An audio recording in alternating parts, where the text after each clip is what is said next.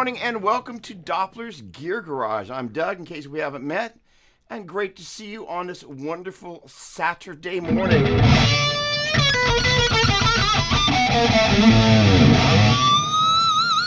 have a feeling the guitar is a little hot compared to my voice, so let's, a little too quiet now. Here we go. Okie dokie. Well, good morning, Eric. Great to see you, my friend. Hello, hello, hello. Chris Alexander. Hello, hello, hello. Albert, what's going on?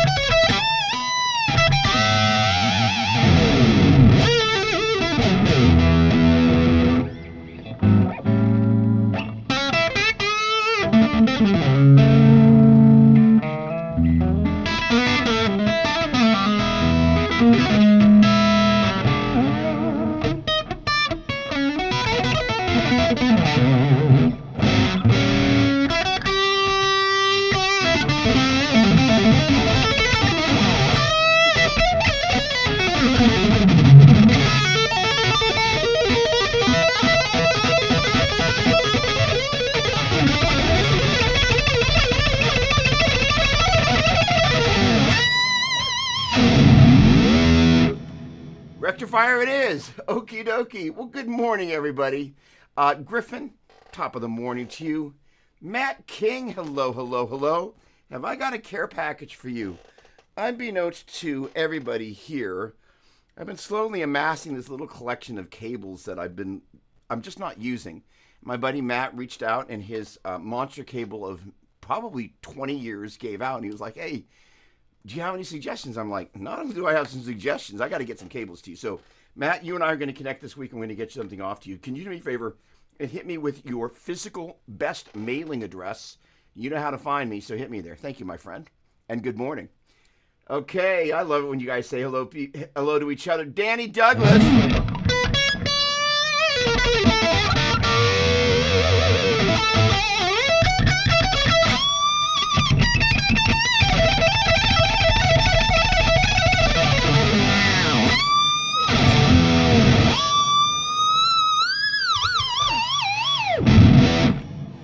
Okie dokie. Well, there's a bit of that good boogie morning to you.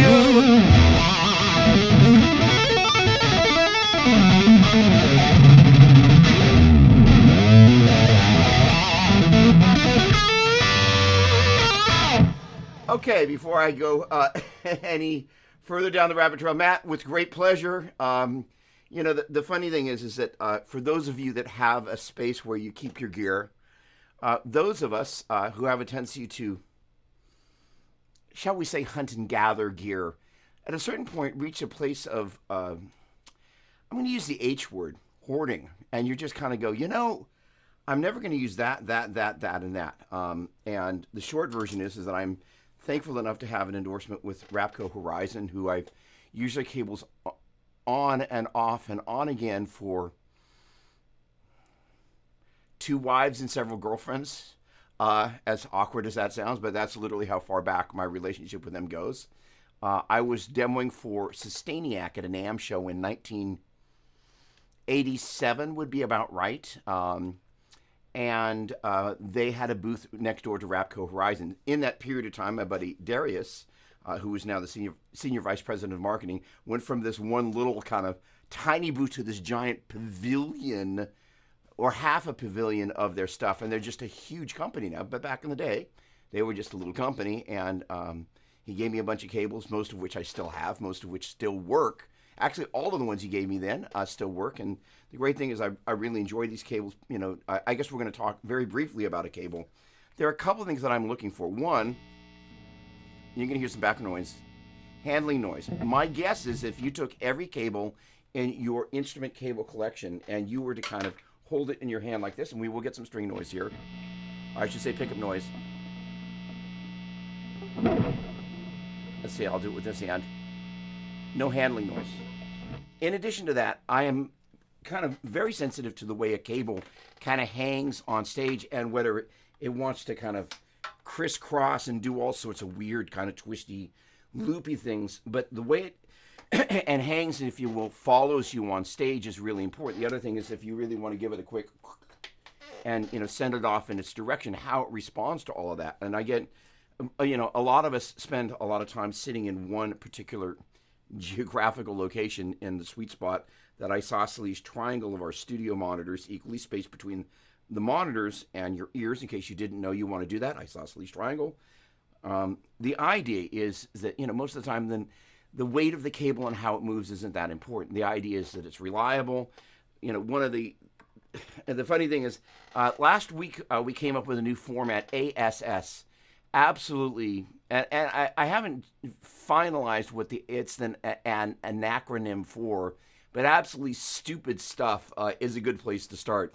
So one of the things that we did, which I thought was this really genius idea, is we kind of right-angled, I should say 45-degree angled this jack in here. And it wasn't until I sat down with a guitar like this and I went, Doppler, not necessarily the best idea, especially since I've got these other guitars here. And most of you don't play flying Vs, and you don't play flying Vs sitting down.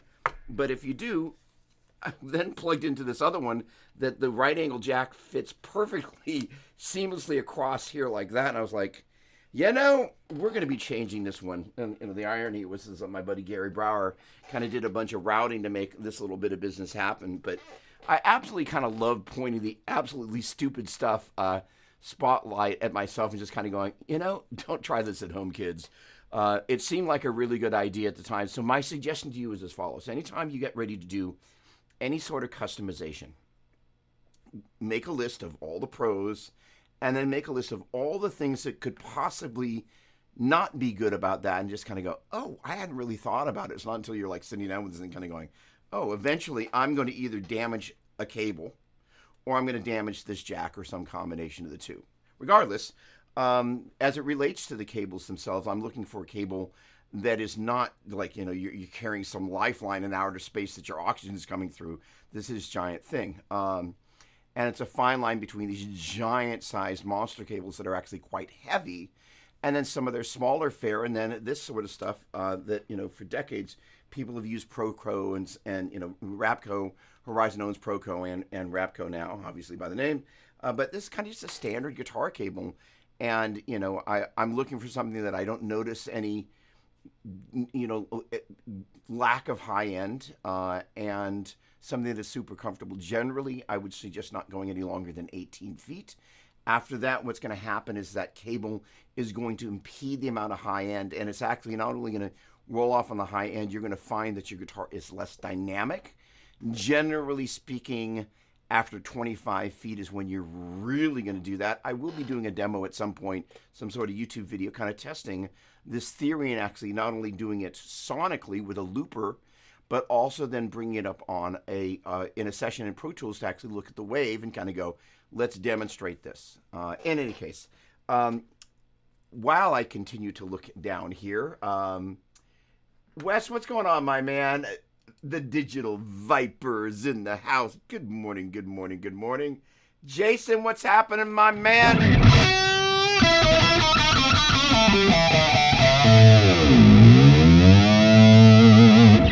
Now, Wes, I did not mean to not give you... Well, hang on a second.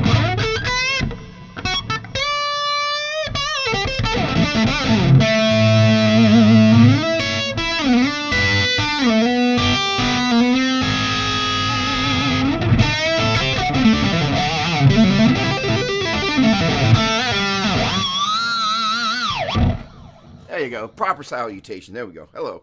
So, but I know my buddy Jason from Pops in Sauget. It's not Michigan. It's St. Louis, Missouri. It's on the border of Michigan and Missouri, and I played there opening for Michael Schenker, and that's where I know Jason from. So in any case, all right. So what are we doing today? First of all, there is a mistake that I made last week, so let's just take a quick moment. What's happening is I'm steaming the glasses here. Illinois, thank you. Did I say Michigan? What a moron. Illinois and Missouri, right on the border there. Okay, thank you so much. Tom, good morning to you. Now that I've got my glasses and my mouse in hand, I apologize. No, you know what? Hold on.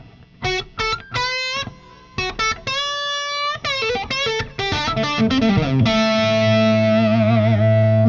right, a little salutation there for you. So last time I made a little mistakey wakey, and I don't know if you've any of y'all caught it, but I think I had major and one of the other modes up, and I made a note name mistake. But I wanted to put this up there. First of all, let me make sure major Dorian, Phrygian, Lydian, Mixolydian minor, Locrian, and G A B C D E F sharp G, G A B flat C D E F G, G A flat B flat C D E flat F G A flat B flat. There we go.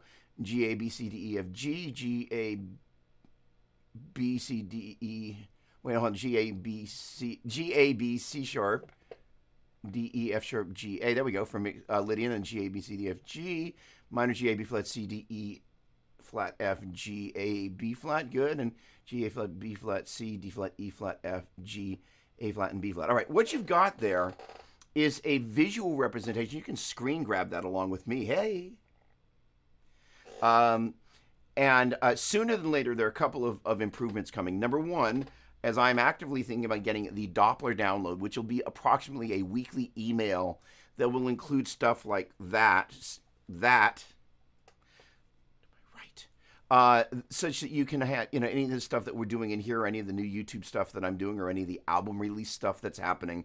You've got direct access to that if you're so inclined. Sonny, what's going on, my man? You had a message me in the midst of craziness here. I will reply to you, my friend.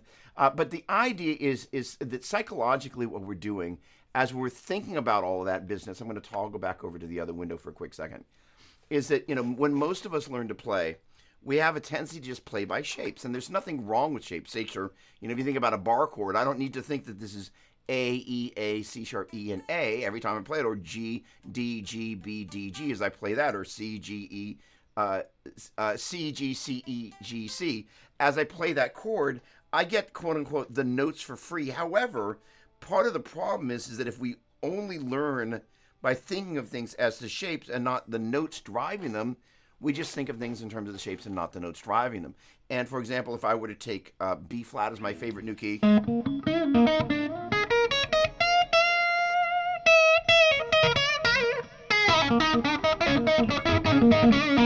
the thing about B flat, there's A,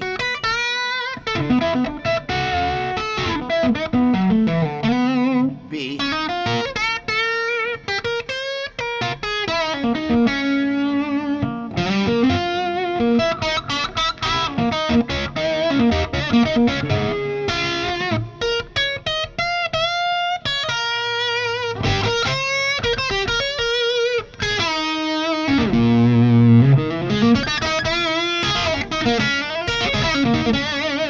it has a particular sound harmonically that, not just because of the note to our ear, but where it sits in terms of the register of the instrument, that it's a really cool key, and we have a tendency to ignore it because it's one of those keys. It's like, why would I want to play there? I've got A there and I got B there. And the thing is there's a unique kind of tonalities that relates to, again, the voice in the instrument that's very special. The thing about it, B flat, D flat, E flat, F, A flat, B flat, 4 of the 5 notes of the minor pentatonic are flats, which for most guitar players is totally scary until you kind of go, it's just B flat, D flat, E flat, F, A flat, and B flat. And what's most important is that B flat, D flat, and the F for the tonic track.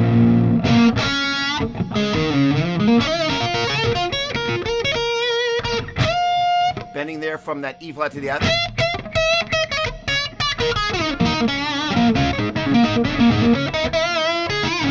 There's that. Yeah.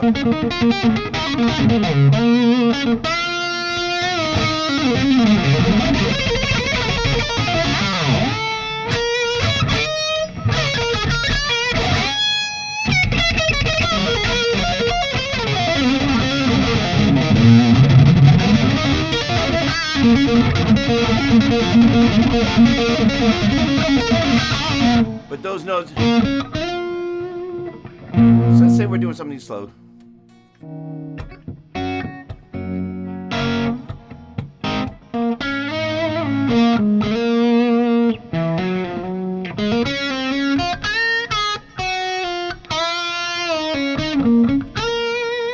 flat, B flat,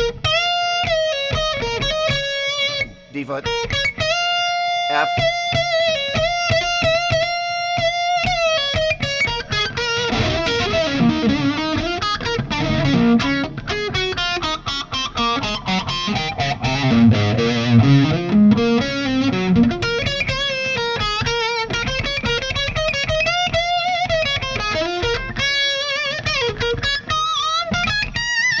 But knowing that B flat minor arpeggio that's hanging inside there, inside the tonic chord and inside the minor pentatonic there, as soon as we kind of begin to kind of wrestle that puppy down to the ground and kind of go, you know what? It's 5 notes. It can't be that complicated. And actually the fact that 4 of the 5 are flats, and kind of like, we just have to remember that we got B flat, D flat, E flat, F, A flat, and B flat. So the point being is it becomes kind of manageable when you kind of go, it's not that much to keep track of.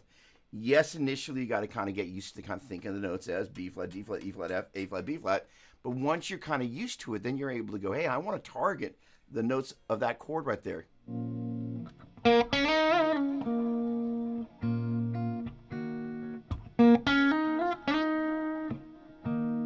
Chord tone right there.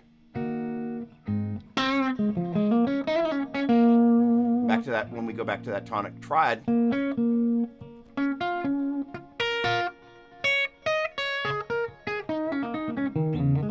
After a while, your ear begins to recognize that the sound of that triad inside it.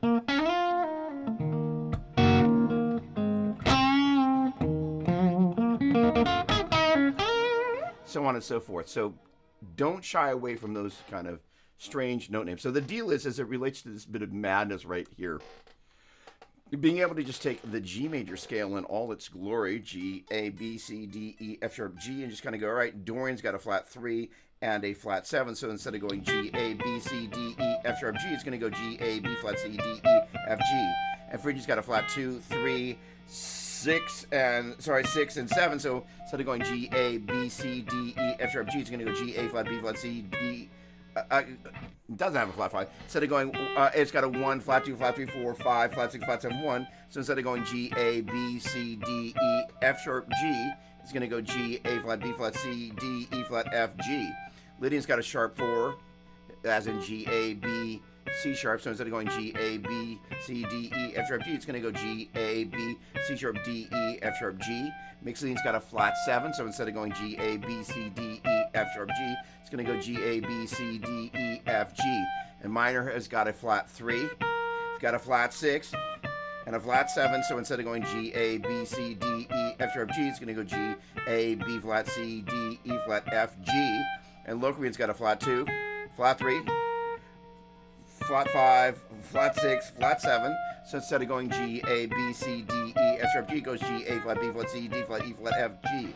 What that gives you in the process of being able to do that, however, is let's just say we're going to take mixed Lydian. Instead of going G, A, B, C, D, E, F sharp, G, it takes a 7th note, F sharp, and turns into an F natural. And as it turns out, that gives us G, A, B, C, D, E, F, G, which is all the natural notes.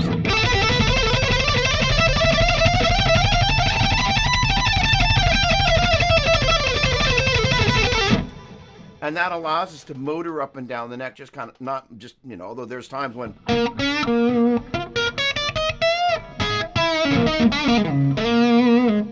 where I wouldn't say I'm mindlessly motoring, I'm just kind of playing by touch and by feel and by ear without having to look, but I'm not kind of like, oh, there are the note names, but by being able to kind of chart those physical locations, be able to change between them and go, all right, mix it with G, A, B, C, D, E, F, G, and minor G, A, B flat, C, D, E flat, F, G. So I got a minor. I'm aiming for those particular notes. It allows me to play with a greater level of connection, and I get a lot more daring, if you will, about my desire to travel and want to encourage your desire to travel up and down the neck, because you're actually going, hey, you know what, I've got a little GPS system that's just leading the way. Then I can try different sequences in the midst of all of that. I don't want to drag that down too far into the ground, but there we go. Okay, all right, squeals of joy.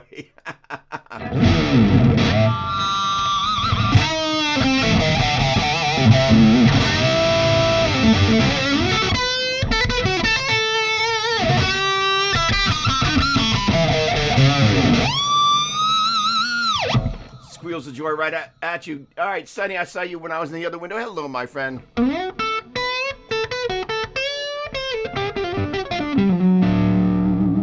All right.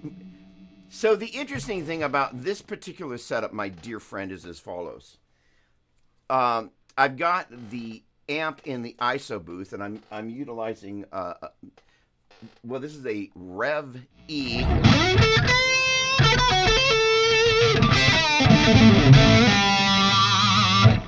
rectifier.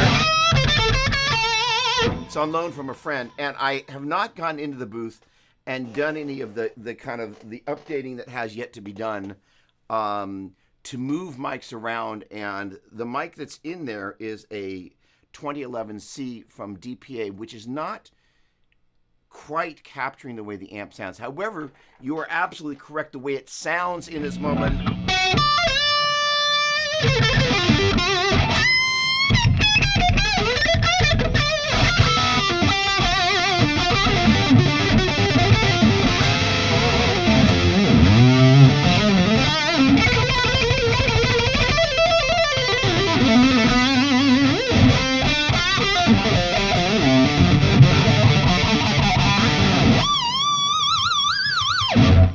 has a slight fuzziness that sounds nothing like the amp back into the actual cabinet.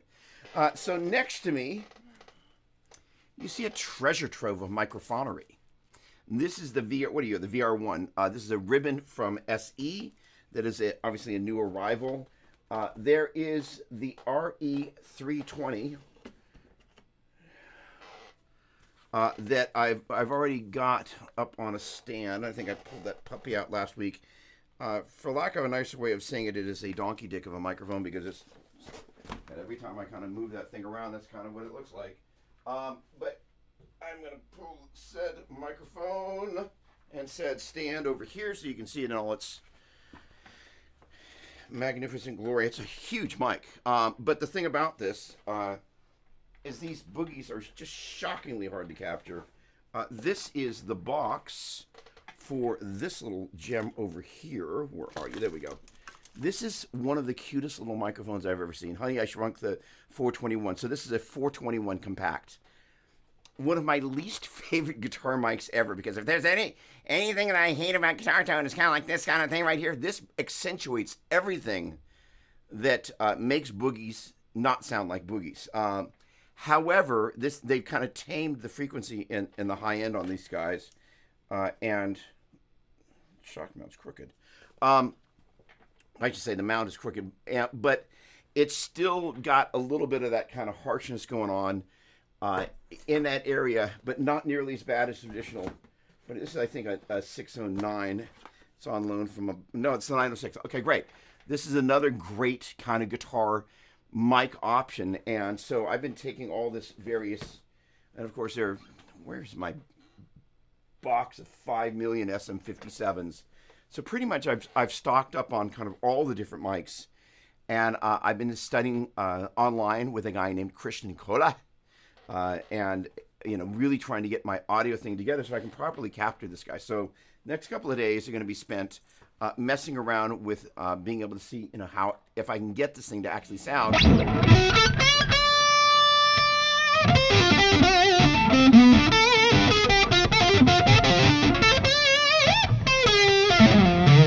like it actually sounds, because right now it doesn't, but I kind of got it close enough to something that I'm happy with it. It's got a vibe, but it is less fuzzy than one might think.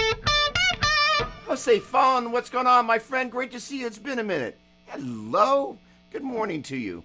And Steve, what's happening, my man?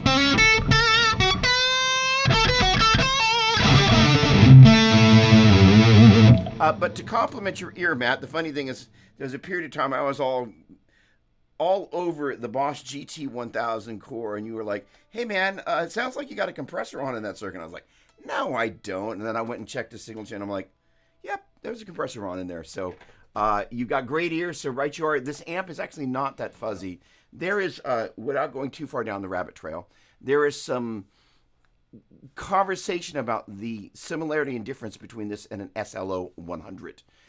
Preamp section is supposed to be very, very, very similar, but the power amp section is markedly different.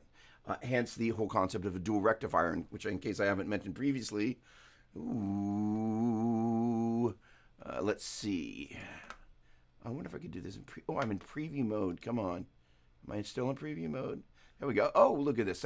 First of all, good morning, by the way, if we haven't met. My name is Doug. Let me get over to preview and see if I've actually got that up and running over there.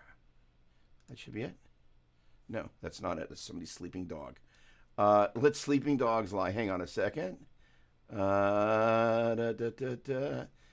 I know where that's going to be. Sorry, folks. There we go. All right, you're in messages. Okay, that's where we're going to find that. We're going over here. Okay. And here we go. So there, all right, let's go publish. There we go. Finally figured out how to do this. Are you going live? There we go. Publish. Back to live mode. There we go. All right. That big boy on the right-hand side there is a rectifier tube. And the thing about the dual rectifier is not that it has two rectifier tubes, but it has a selectable choice of using silicone diodes, which tighten things up in the power section feeding the amplifier, as opposed to the choice of the tubes, which is, I think I'm in the silicone diodes.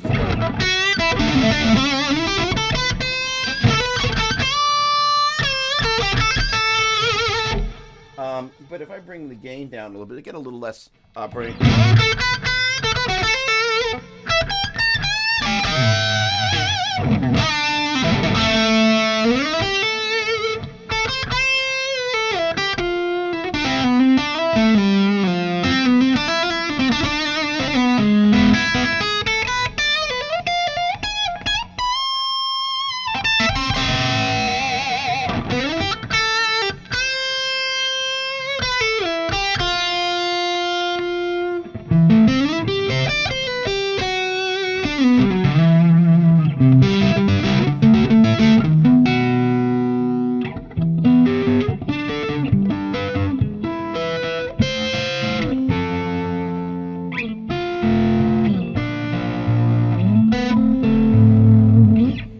In case I'm still kind of, for the live presentation, the tones aren't quite translating as I want to, but I'm figuring some of this stuff out still.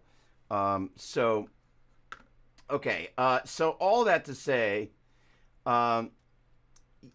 yes, so there is going to be an email list coming, and it's called the Doppler download, and the idea, again, is making it really easy for people to grab stuff.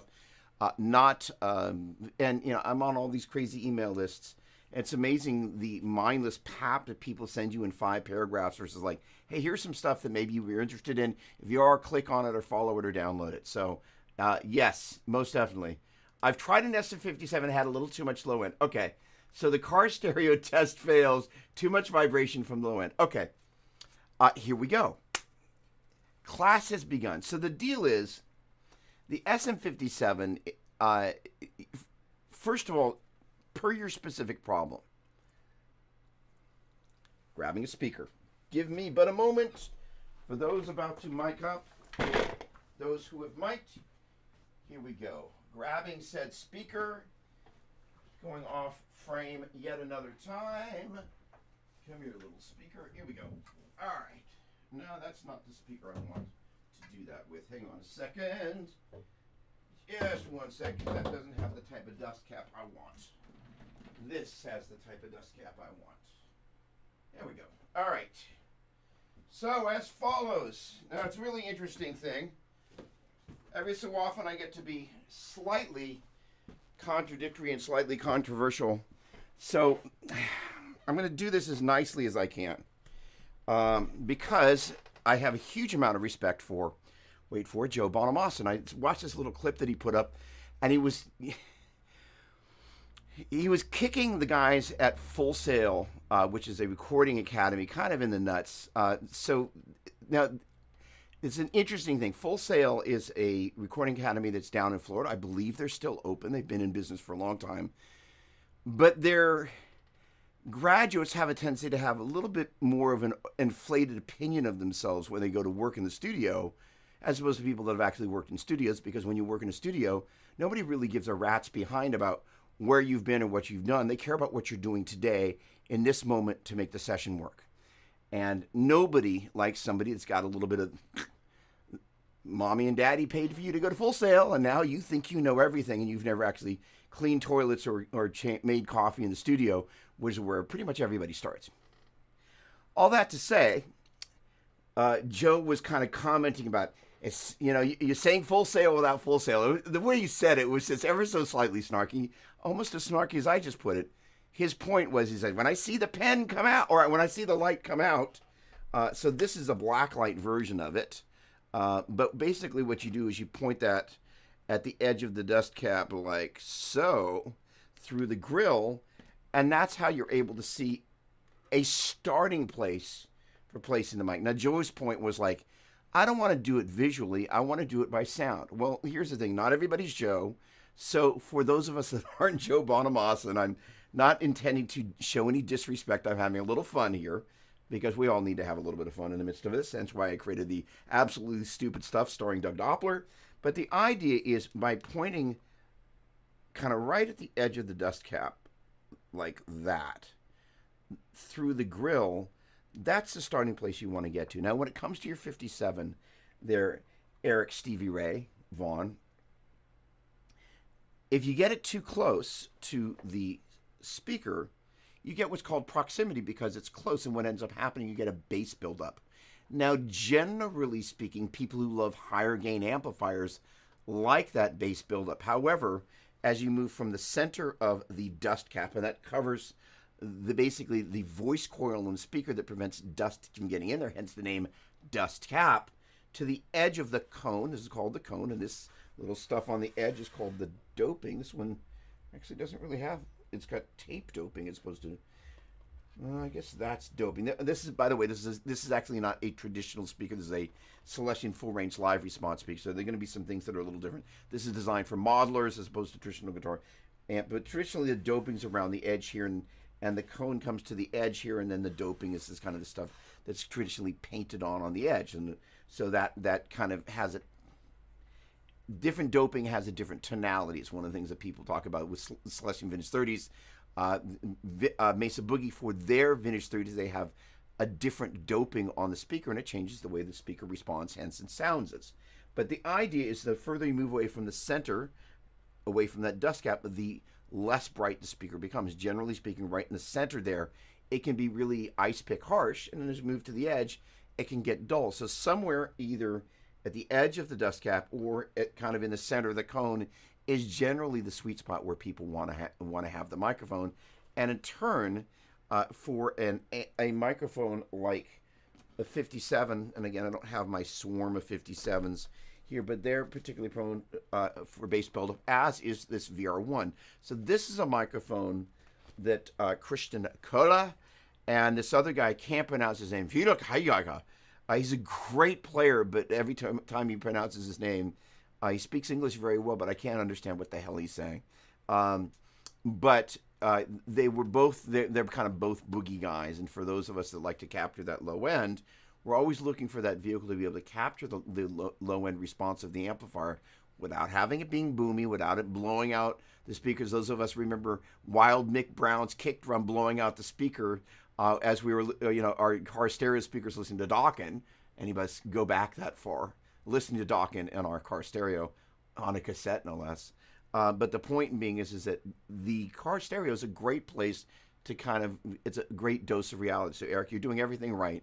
So my suggestion would be to start at the edge of the dust cap and take the microphone all the way back 1 foot, way farther than you need it to be. And then bring it to 6 inches, then to 3 inches, then 1.5 inches, 1 inch, and then 1/2 inch. And maybe, say something, all right, here's 12 inches, 6 inches, 3 inches, 1.5, just before it goes to each one of those movements. And it doesn't have to be totally exact, although for anal retentive people like myself, there is always a tape measure nearby because, gosh darn it, these things matter. It allows us to be able to recreate what we did. And the combination of these things allow us to do this in a way that's replicable and has a strategic approach. Like, this is where we start. Different guitar. Maybe you're playing a Telecaster. It's a little bright. Maybe you find with the same amp settings, rather than change the settings in the amp, maybe there's a better place to place the microphone for the way the guitar and the amplifier are talking to you, or you adjust the tone controls on the amplifier, so on and so forth. In any case, these are important things in this world. Speakers are also very susceptible to having stuff. I don't have. Now I'll save that for next week. But absolutely stupid stuff. I've learned a few lessons about leaving guitars around in the studio, and I had a pedal fall on an instrument and fell on the face and took out a little bit of the face of the instrument. I'll have that probably on the show next week. It's an Epiphone. It's not a super expensive guitar, but it's got a Floyd on it, and it put this nice little nick in the face of the guitar. And it just so happened the guitar was in the stand, like the Flying V's. You can kind of lean them up against stuff there. But took this little nick out of the face. A pedal kind of fell off to something else as I was ironically putting pedals away in the pedal archive there. And I was like, I can't believe this happened. So that is to say, don't place anything downhill from places where pedals live that you don't want to have get hit by a pedal. Right now there's some amps over there.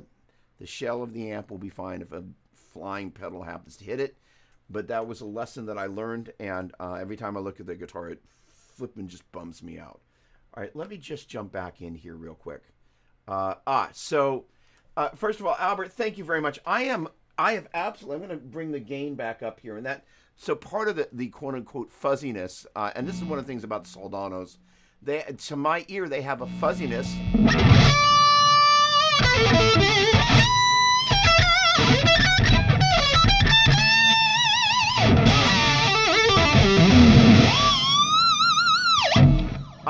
In the distortion, that's part of the thing that people love about them. And I don't mean fuzziness, but there's just a slight quality about it. So with the gain up as high as I've got it right now, and again, this does not sound anything like the fire-breathing beast that this is when you hear everything kind of coming through the actual cabinet. But it's close enough for this morning. I had about 5 minutes to put this together, frantically moving stuff off the set here, if you will. In any case, this is the orange channel. This is in vintage gain mode, and it's just got a lovely...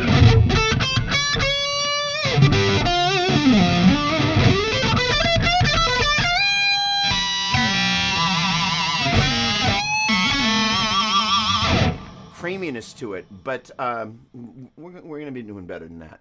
Thank you very much, my friend. All right. So what a great question. All right, so first of all, you also had some other questions.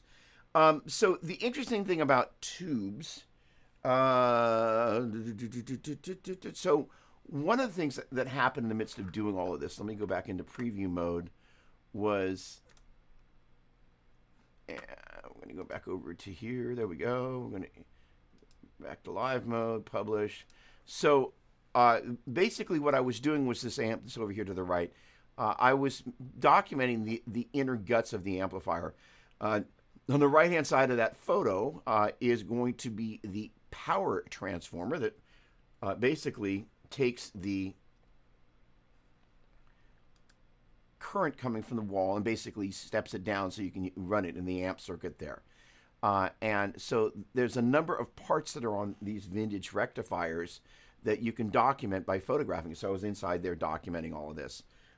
So that is to say, when I was in there, before you take the amp out of the shell, and today's next prop on Doppler's Gear Garage, we got an amp cradle. And this thing is the greatest little thing ever.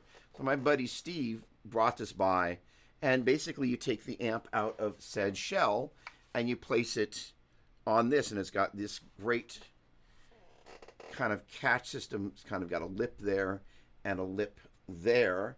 And so I've got it gently, if you take a look, you can see this gently leaning downhill such that it's leaning with the weight back and into that little cradle there. So it cradles the amplifier. So that enables you to, first of all, work on the amplifier, in my case, photograph the amplifier and document it, and also be able to just have uh, a really clean environment in which to work. I did not wear gloves when we're handling the tubes. You want to let it cool down a whole bunch. You want to be careful not to touch stuff inside the amplifier because you can shock yourself. As I understand, some some of that stuff after a few hours starts to wear down, but it's never worth getting shocked. So I'm extra careful not to touch anything on the inside.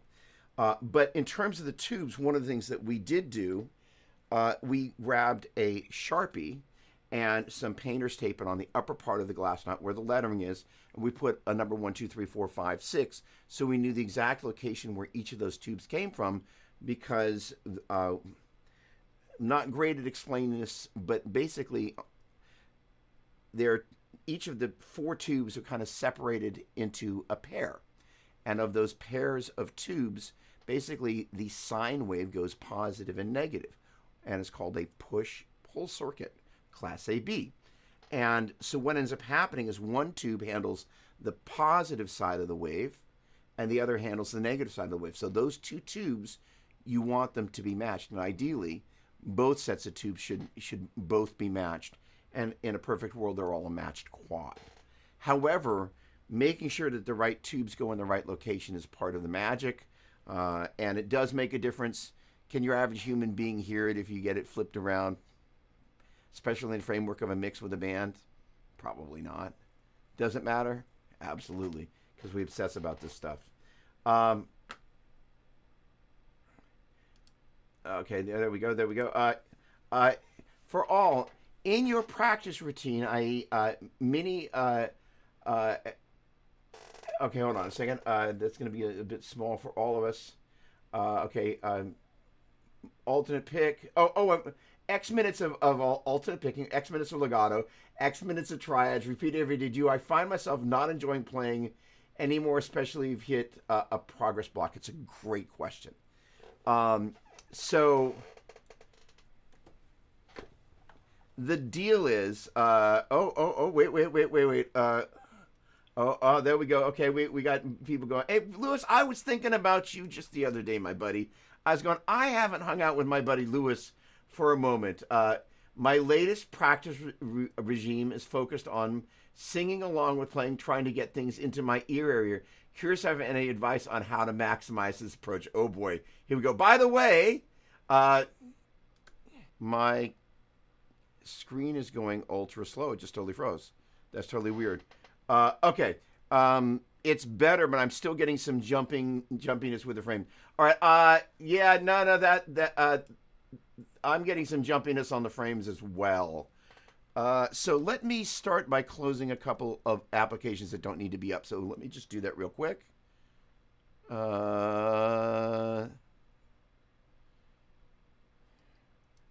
Give me a moment. You go bye-bye. Yes. Hopefully I'm not going to close anything. I'm going to Photoshop. Okay, you go bye-bye. Pro Tools is being pissy again. All right, force quit. Very strange. I said force quit. Sorry, folks. All right, you think you're closed. All right, quit you. And hopefully this will buy us a little bit of bandwidth. Let's see if that makes things better. Let me jump back over here. Marginally. Okay. That's really weird. I've never had that happen midstream. And it's strange the Mac is doing that. All right. So I take it, somebody kindly respond. We froze too, but are still with you. Okay, then maybe there's some weirdness going on. Okay. Get the orange tube tester. I love mine. Thank you. Another great point. Good morning, Raxel. All right, Brad.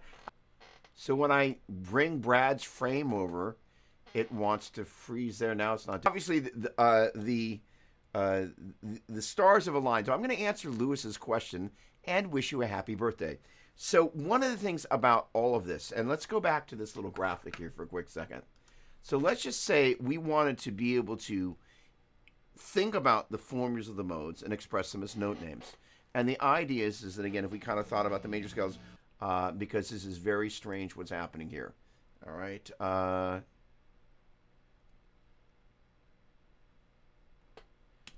Hold on a second.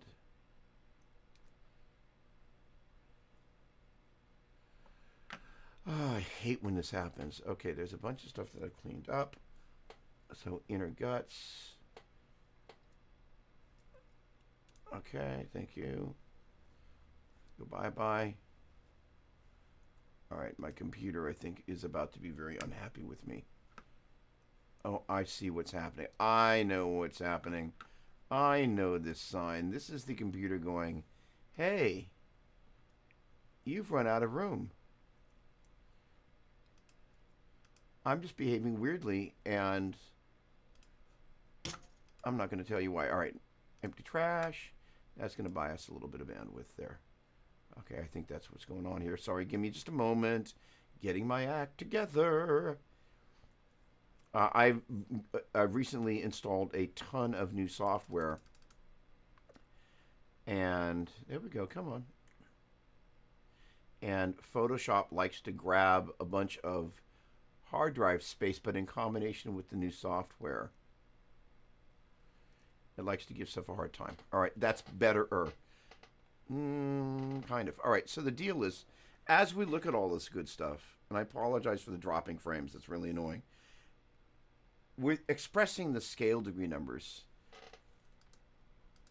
as note names. And if we were to think about things in terms of scale degree numbers, oh, I've actually got, I think I've got this graphic here. All right, so we've got these note names here. Let's see, do I have it anywhere else? Let me see if I've got another one. What are you in 3-up? No, that's not what I want. No, all right.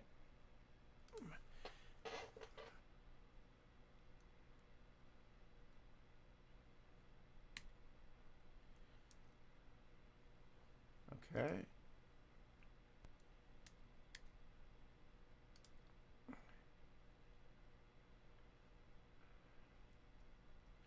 All right, it's letting me save stuff, which is good. It means that, and I apologize with a crash, which would be really bad. Okay. And hopefully that's going to buy back the RAM that I need right now. Okay. Considering I'm frozen, it's not. All right, thank you for the people that hung out. This is totally weird. I'm frozen, and I wonder if this is an internet thing and not my computer. That, in theory, should have just free spaces on the hard drive here. 21 gigs. All right, there's something else happening. All right, thank you for bearing with me. All right, so the deal is we're going to presume that we're going to drop some frames, that there's something happening with the internet, which is why it's doing this, and you can hear me. So the deal is, Happy Birthday is a really good example. By the way, you folks,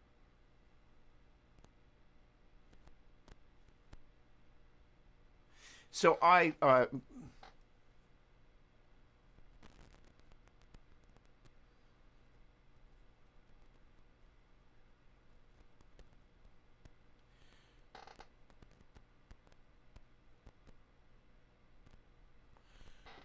have no idea what's happening. I've never had this happen. Yes. Arpeggios don't have to be complicated to sound great, and in this video, I'll prove it. If arpeggios have always felt confusing or impossible to use in real solos, this lesson will... There we go. All right. So I closed... Hello? I closed Chrome, which is not totally done making noise.